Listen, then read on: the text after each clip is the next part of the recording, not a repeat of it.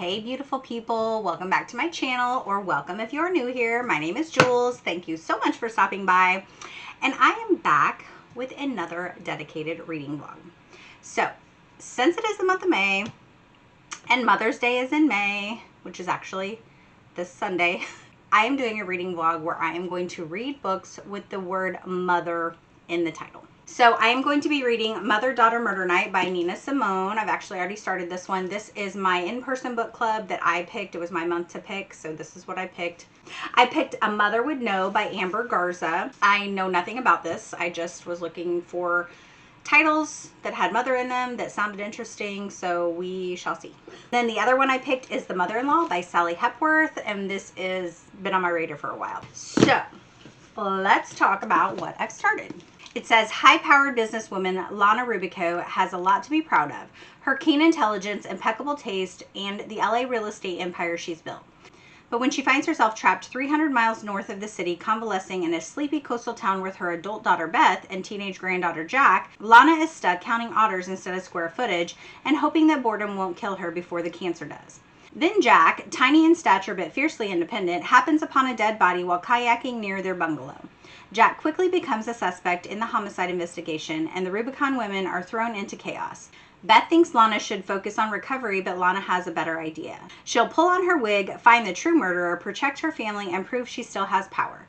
With Jack and Beth's help, Lana uncovers a web of lies, family vendettas, and land disputes lurking beneath the surface of a community populated by folksy, conversationalists, and wealthy ranchers. That was a mouthful.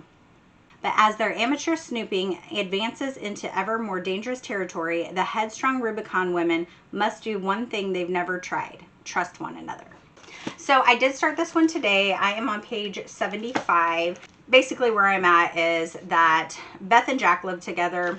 Jack is short for Jacqueline.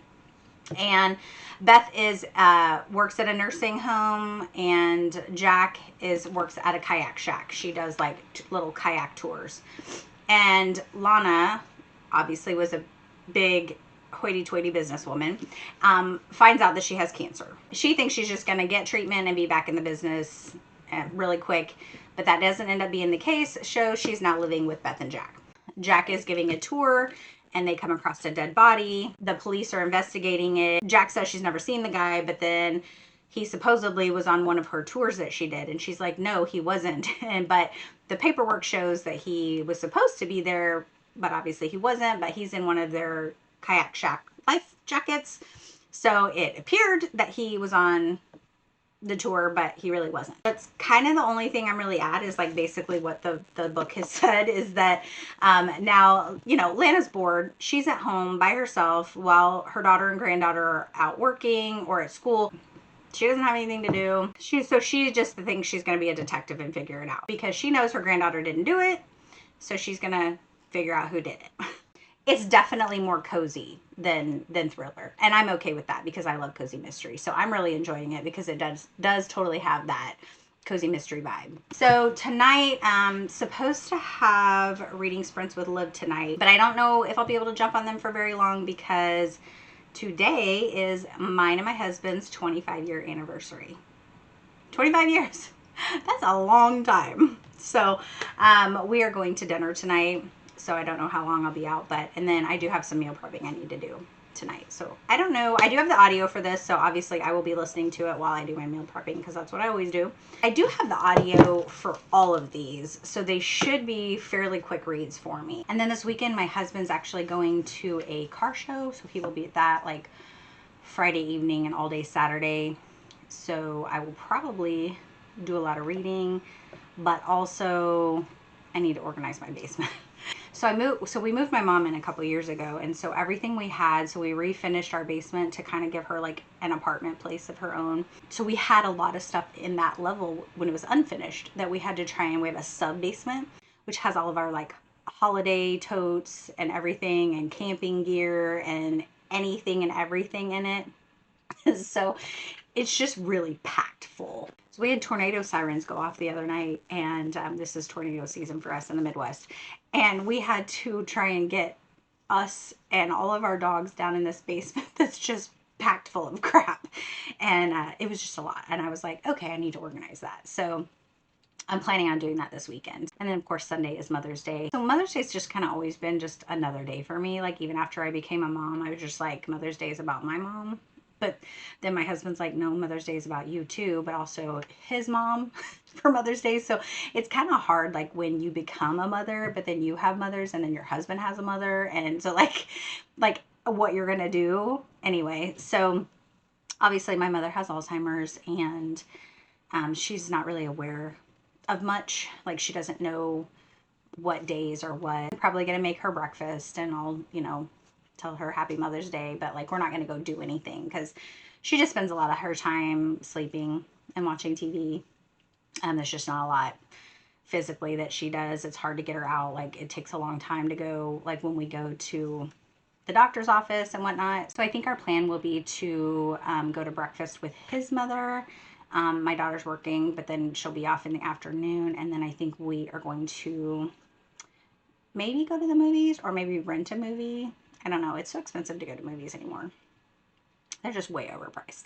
I also thought I would share with you guys my very first Aardvark book. I have been a Book of the Month member for like ever. Couple years, and I love Book of the Month, but I always see Gwen doing she always does videos for Book of the Month and Aardvark that actually, like the day that their selections become available, she goes on and like goes through them and shows them and what the options are so you can see everything. And I have been meaning to try Aardvark Book Club, but I just haven't. So I finally signed up for it. So I'm going to open my first one, my May pick. I mean, I know what I got, but I'm going to show you guys what I got. Oh my God. Look how cute this bookmark is. It's a little aardvark on it. It just says Aardvark Book Club. This book be good. So I usually just throw out the Book of the Month ones because it's literally just like a piece of paper. Like this is like a scratchy, just like cardstock feeling. It actually is soft and it's cute. So I'm going to keep this.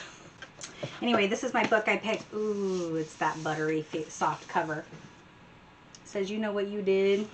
It's a thriller. I love this like buttery soft covers. I know some people don't like them because they can get like, you can see markings on them more than regular books, but I really like them. And I also like that they don't have this stupid Book of the Month on the spine. I don't love that their covers have this little square that say Book of the Month with their little logo. And then it's on the edge too. Like, why? But I do love Book of the Month because they always have good, like, newer releases that I'm interested in. So I don't know that I'm going to stop them. I may pause them for a little while because I did sign up for that. We'll see. We'll see. I don't know. I may just have both. But anyway, so I wanted to share with you guys. This is my new one that I got. We'll come back with updates when I have more thoughts on my books. Hello friends, I am back with an update. I have about 100 pages left in the book. So I will finish this today. It's going pretty quick. It's a pretty quick read. I will say that yesterday when I was doing my reading, I got a little bored. So there's about 75 pages worth of just boring informational stuff in this book. It was not exciting. Lana and Jack are doing very in-depth like research. I am not a research person. Like I hated doing research papers in high school. Like, and even when my daughter needed help with them, hated it. Like it is just not my jam. Now, I like solving mysteries, like little, like, if it's just a quick little, like Clue or Myrtle or like things that you got to piece a little bit together to find a clue, I'm all for that. But when it comes to like in-depth research, I am just not a fan. And so they're researching like land markers and deeds and like who had this part of the land and then the slough where the waterway that they're in where the body was found, like tracking like certain times a day the water will move depending on how heavy the tide is. Like the water can travel stronger at this time than this time, and then I guess there's like little nooks and crannies, so they're trying to like, if the body was put in water elsewhere, how far would it take and how long would it take for it to travel to get to where the body was found. And it's just a lot of not interesting stuff. during that part. But it did start to pick back up. So, it's getting better now again. So, you know, the grandma had an incident where she kind of got into a little bit of trouble, and then Jack disappeared for a little bit, and they didn't know what she was doing or what happened with her. And so there were some kind of exciting parts in that. So now Beth, Jack's mom, is more into wanting to help them. That is all I have right now, but I will come back with my final thoughts on this book. Good morning, friends. Happy Friday. I am back with my final update for Mother-Daughter Murder Night. I did finish this yesterday. I'm going to settle on 3 stars for this. The end was kind of cheesy. And ultimately, the reason of the murder ended up being kind of just ridiculous. And there were some other things thrown in there, like connections of people that was kind of confusing. Like, I don't know. I got a little bit confused on some of the people that, like, this person's connection to this person, to this person, to this person. And I just kind of was like, eh. So I don't know. Would I recommend this to somebody? I'm on the fence about that. Like, it's almost not a cozy, but it's also not a thriller. I don't know. Honestly, I don't know. So Gabby at Gabby Reads did a vlog last month with her and her mom. They did a buddy read for this, and I had watched that, but it's like has spoilers in it, but it tells you what part the spoilers are at. So I had watched that vlog, and then I knew that I was going to be reading this, so I wanted to go back and watch that. So I did go back and watch that again with the spoiler sections. And Gabby and I are pretty much on point with how we rate books. And so she also rated this a 3. But she also does not like cozies. So she thinks that, you know, anybody that likes cozies might like it more. That's kind of why I was expecting to probably like it better than hers, because I do like cozy mysteries. But that middle section was just too boring for me. Like, if that hadn't have been in there, it maybe would have been a higher rating for me. So this is her debut novel, so I don't know. I will probably read from her again, depending on the synopsis of the book, obviously. And I'm not sure, like, what lane she's trying to get in for her books. But so hopefully we'll figure that out. So we'll see. So the second book I'm going to pick up for this vlog is A Mother Would Know by Amber Garza. I have not read from this author before, and this just sounded interesting. So it says, Valerie has been forgetting things. Her daughter worries about her being on her own in her big Victorian house, one rumored to be haunted after a tragedy decades earlier. And truth be told, she's a little lonely. With few options, she asks her adult son to move home, but it's not quite the reunion she hoped for. Hudson is moody and frequently gone. The neighbors already hold a grudge against Hudson, and they aren't happy about his return. When a young woman is found murdered a block away, suspicion falls on him immediately, without a shred of evidence. While Valerie fights to defend her son, she begins to wonder who she really invited into her home. It's a horrible thing for a mother to even think, but is it possible she enabled a monster she is living with alone? So yeah, so I thought this sounded pretty interesting. I will be back when I have some thoughts on this for you. Good morning, friends. Happy Saturday. I am back with an update on A Mother Would Know. I'm really liking this book. So I am about 60% through, and I thought I need to do an update before I just keep devouring this book. But so we are following Valerie. We know that she has onset of dementia and that her mom had dementia, and the back of the book talks about her son coming to live with her. She tells her daughter Kendra that the son's coming to live with her to help out because her daughter's worried about her living on her own. So she makes it seem like she reached out to him to come stay because, you know, to help her, when in fact the son actually reached out to her and had broken up with his girlfriend and didn't really have anywhere to stay. So she offered for him to come stay with her. Right off the bat, the dog does not like him. Like, that's a red flag. Red flag, red flag, red flag. It's so funny because, like, dogs sense things and they know. So, like, if you come to my house and my dogs literally hate you, I'm gonna be a little sus of you. I guess when he was younger, he did see a dog attack another boy, so he's kind of fearful of dogs. So the dog could just be sensing his fear of that. So he's living with her, and it's just kind of going through her, like, it does kind of touch on the dementia part of it. Like, she'll be sitting down to log into her computer and she's just blanked. Or she'll walk into a room to get something and doesn't know why she's there. Or she'll be looking at something and she knows what she wants to say is something and it's not. So she's kind of trying to make it seem like it's not as big of a deal as it is, which I can relate to that because my mother, when she first started showing signs of what I thought was dementia, just like, oh no, it's just old age. Everybody has old age memory loss, which obviously they do, but it was more than that. So Valerie was the singer of a band, so that was her career, and she didn't even really want kids, but it happened. Her husband wanted kids, but she didn't really. So the husband stayed home and was like kind of like the caregiver for the kids, and then she was out, with her band making the money.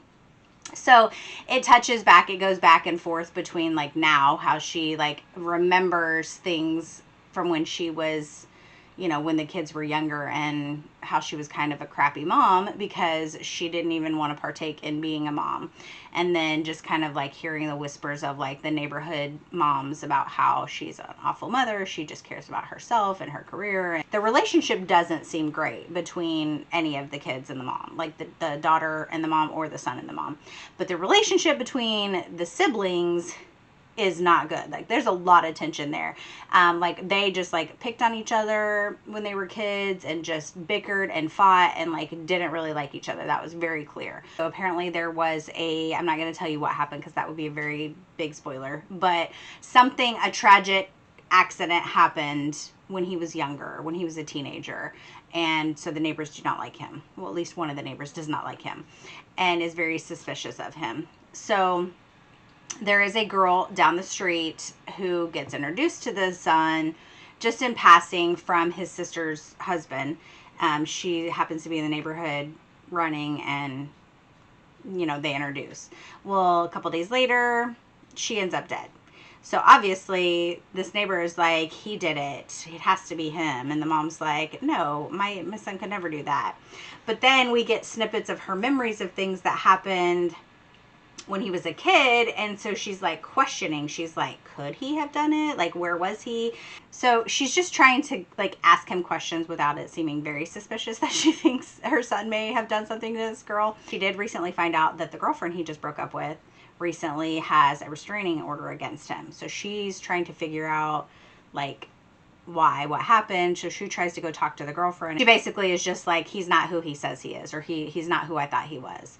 So now she's just really confused and is kind of just doing some sleuthing. It's kind of funny because she's kind of doing sleuthing like in Cozy Mysteries, where she's trying to piece stuff together, but then again her brain is not helping because she is forgetting things, and she's wondering if all this paranoia is part of that, which that is one of the side effects of Alzheimer's, is paranoia.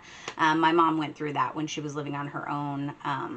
And that's why, we got her with me, and because she was having, paranoid delusions of things, and she was having panic attacks. But it's a thing. It's a real thing. So it's very interesting to see her go through this journey of reflection of the kind of mom she was when she was younger.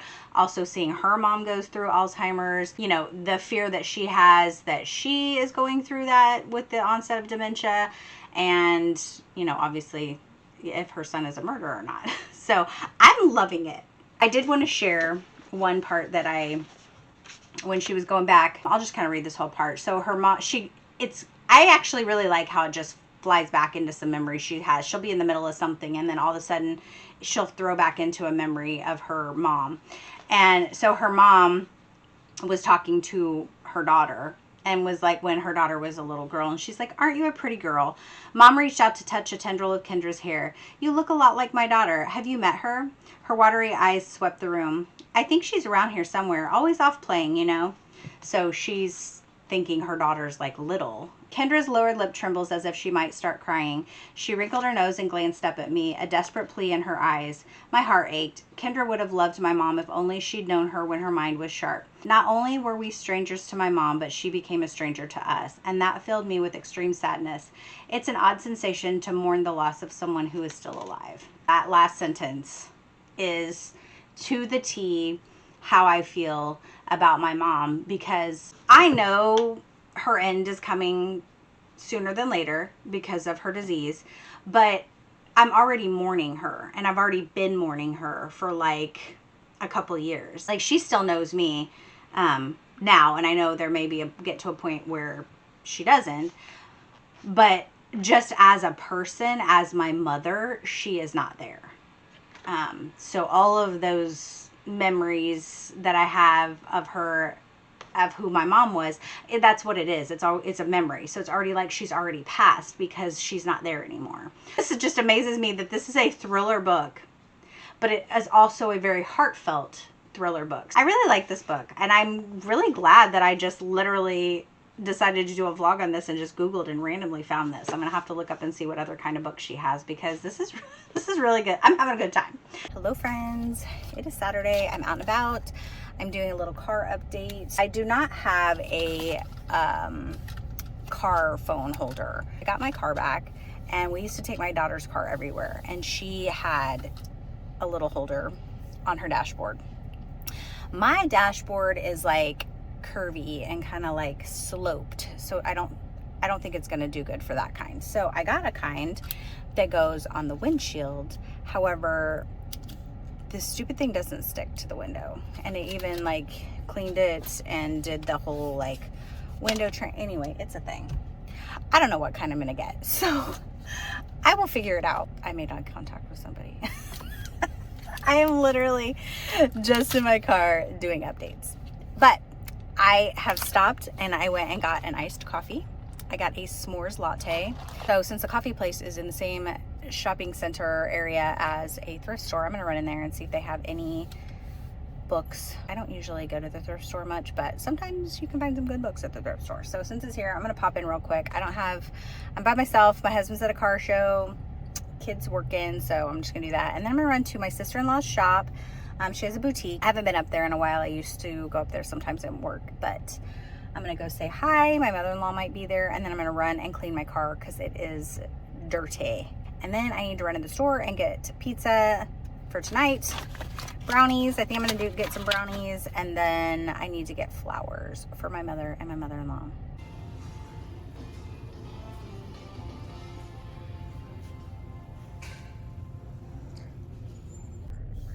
I'm back.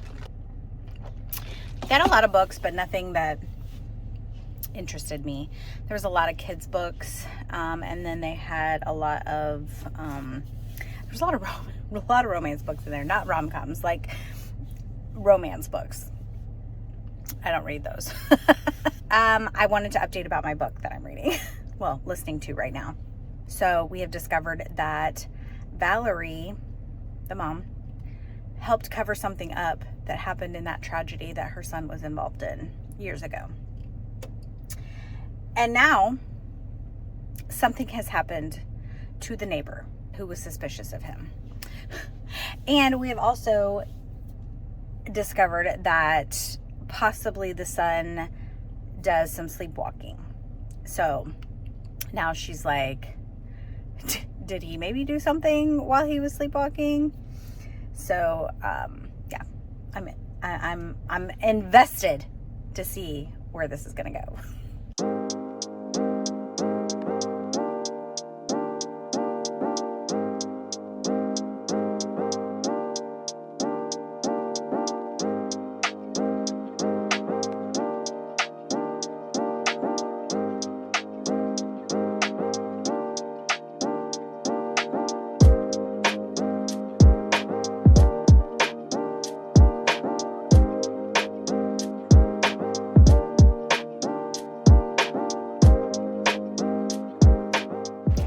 Okay, so I just got done at my sister-in-law's boutique. I was there a while. I was shopping her leather earrings. She makes leather earrings, and she has tons of them with so many designs, and they're so cute. So I want to show you what I got. So I got these little sunflower ones. Got these bigger sunflower ones. Got some 4th of July with stars. Some other with these like mandolin flowers, super cute. And then I got a couple of summer ones. It's a little, and then these little flamingos. Anyway, these are so lightweight. You can't even tell. Sometimes you can't even tell you have them on. I will link her website. So she ships all over. So if you're interested in any cute leather earrings, you can click on her link and go do some shopping. She also has boutique clothing on there and graphic t-shirts. She sells a ton of graphic t-shirts. So I need to find, which I've said this before, I need to find some bookish ones for her to add to her collection. And then I also plugged in that clip of my daughter. Those dog bandanas are my daughter's. She makes those. So that's one of the things that she sews. So she sells them up at my sister-in-law's boutique. So she doesn't have an Etsy store yet. She's thinking about doing it, but I guess it just depends on like what else she decides she wants to make. She's talked about doing the book sleeve. She's also kind of thought about maybe starting to design some stickers. So I don't know. Just whatever she decides to do. So she may or may not have an Etsy, but if she does, I will obviously share that with you guys. Anyway, I am gonna now go wash my car, I believe. Yes, I think that's what I'm gonna do. My car is clean again. She's purple right now, but this is the original color. My husband vinyl wrapped it purple, and of course when it got fixed on both sides, the front panels had to be removed. So we are actually going to rewrap her a different color. So we're on the fence on what color we're gonna do, but she should have a new color soon. I am back, excuse my appearance, with an update. So I'm kind of a hot mess. I had to throw my hair up because it is hot. It is hot. And I say it's hot and it's literally 80 degrees out. But in the Midwest with the humidity, it's kind of sticky. So my update. I cannot really tell you much about this ending without giving stuff away. So there was a twist. Like I was kind of wondering about this twist. Some things were being said and I was like, oh, is it going to be this? Is this what's going to happen? And then all that comes out and I was like, I guessed it. And then there was another twist. So there was a twist after the twist.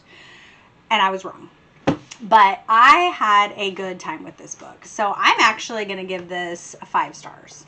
It was just a good time. It had me guessing. There were twists, but then there were also talks about connections with the kids, like their relationships and kind of fleshing that out, and then like her insecurities about being a mom and how she raised her kids, and then maybe things wouldn't have turned out this way had she done this, and then the Alzheimer's aspects in it. It was just a good time for me. So I would recommend this. So I will definitely read from her again. Have any of you read any books from her? If so, which ones have you read? Did you love them? Let me know. So the last book that I am going to read for this vlog is The Mother-in-Law by Sally Hepworth. It says, from the moment Lucy met her husband's mother, she knew she wasn't the wife Diana had envisioned for her perfect son. Exquisitely polite, friendly, and always generous, Diana nonetheless kept Lucy at arm's length despite her desperate attempts to win her over. And because she was a pillar in the community, an advocate for female refugees, and a woman happily married for decades, no one had a bad word to say about Diana, except Lucy. That was 5 years ago. Now Diana is dead. A suicide note found near her body claiming that she no longer wanted to live because of the cancer wreaking havoc inside of her. But the autopsy finds no cancer. It does find traces of poison and evidence of suffocation. Who could possibly want Diana dead? Why was her will changed at the 11th hour to disinherit both of her children and their spouses? And what does it mean that Lucy isn't exactly sad she's gone? I will be back when I have some thoughts. Good afternoon, friends. It is Sunday.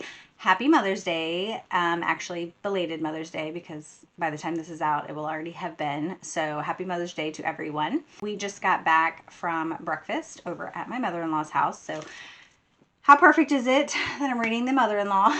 And I visited with my mother-in-law today. My mother-in-law is way cooler than the mother-in-law in this book. But so I enjoyed my time. We took her a beautiful hydrangea, and I wish now that if I had thought about it, that I would have taken a little clip of her backyard because she is in a full planting mode. But she did a bunch of seed starters for vegetables, and those are all growing, and she's going to put them in her garden. She is a green thumb. She has all kinds of plants and flowers and all that good stuff. So she was excited to get that so that she can plant it in her yard. Anyway, we had breakfast and chatted with them, and then we are home. It is now the afternoon. My daughter will be home soon, so I don't know what we're going to do. I have not read yet any today, but I did do some reading yesterday of The Mother-in-Law. So I do have updates for this.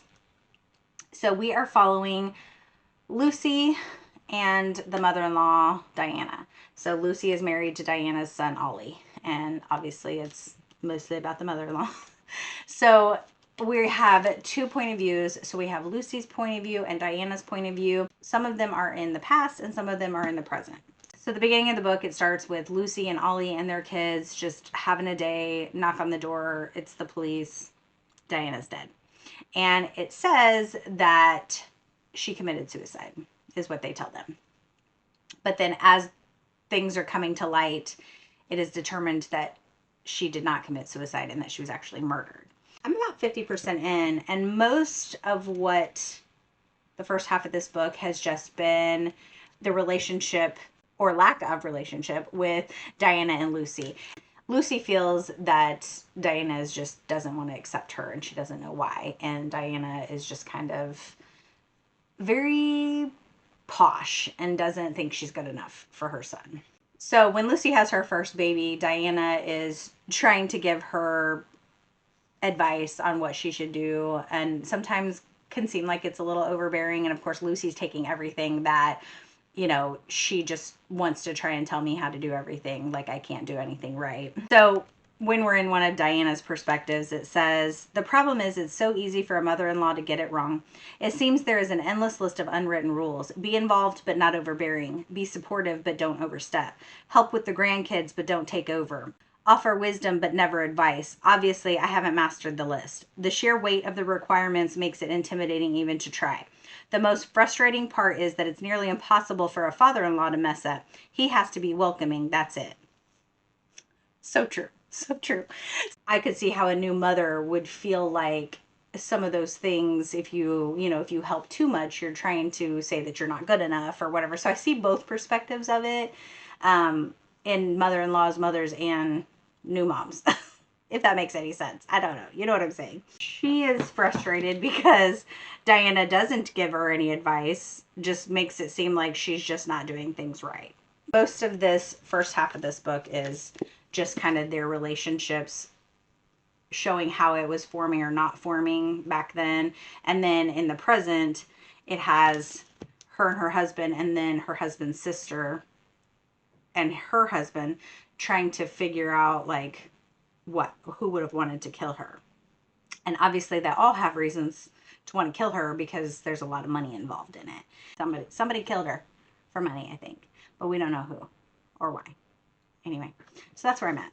So I will come back probably when I'm finished with it, because it is reading pretty quick, but I'm hoping to get this done today or at least by tomorrow. So I will be back with my thoughts. Hello, friends. I'm back with my final update on this. So we obviously do find out who killed Diana. I was kind of surprised, but not really surprised. So when Diana's kids were younger, she obviously wanted the very best for them.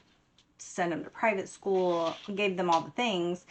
But as they're adults, she wants them to learn responsibility and, take ownership of their mistakes and take charge of finding a way to do things for themselves without asking for money.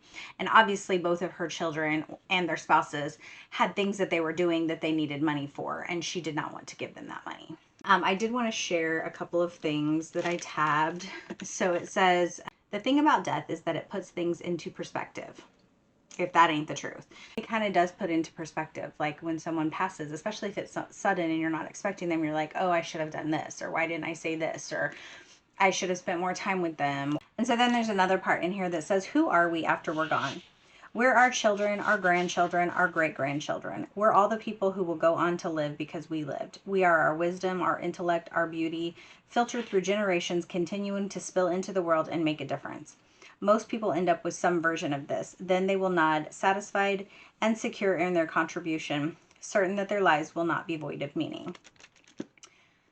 So for most people, that is true. Like, you think about it, like when you have kids and, you know, you think your legacy is being, you know, passed down, but there's a lot of people out there who don't have that, or that ends somewhere, or that generation stops. And so it kind of just makes you think about that. So this book does hit on infertility pretty heavy. So if that is a trigger for you, I would, you know, steer clear of this. So infertility also talks about adoption, also talks about, it does hit a little bit on postpartum depression. There's also infidelity in here. So if you are not a fan of any of those triggers, you know, I would not read this, but so it's definitely not a thriller. So we do obviously know there's a murder in it, but there's not really a lot of suspense or mystery around that. I mean, there's kind of a mystery on, like, they're trying to figure out who did it, but it's just not heavy on that. It's very heavy on family drama. She writes family drama very well. So if you do like that kind of a trope, I would definitely recommend picking up some of her books. I'm going to settle on 4 stars for this. It's really more 4.5, but Goodreads doesn't do half stars. It was just kind of shy of 5 stars for me. I didn't want to give it a full 5 stars. And I can't really say why. I guess because I would have liked a little bit more like thrillery mystery in it, and it does not have that. But I still enjoyed it. I really love the book and would definitely recommend it. So to recap for this vlog. So we have Mother Daughter Murder Night, gave this 3 stars. As far as recommending this, I may or may not recommend it to someone. I feel like if you enjoy cozy mysteries, but you also like informational research type things, this would be the book for you. A Mother Would Know, I gave this 5 stars. Highly recommend this. This was just a really good time. Of course, The Mother-in-Law, I gave this 4.5 stars. So yeah, overall, I think that this was a really good reading vlog for me. For the month of June, I'm going to do a similar vlog, but with books that have the word father or dad in the title, which surprisingly is hard to find some good ones like that sound interesting to me. So I for sure have 2 that I know I'm going to read, so I'm still kind of on the fence about the 3rd one. So if you enjoyed this vlog, make sure to give it a like and subscribe to my channel if you are not, and hit the bell notification so you will be notified every time I upload a new video. I do appreciate every single one of you that are here on my channel, and until my next video, friends, be yourself, be awesome, be kind.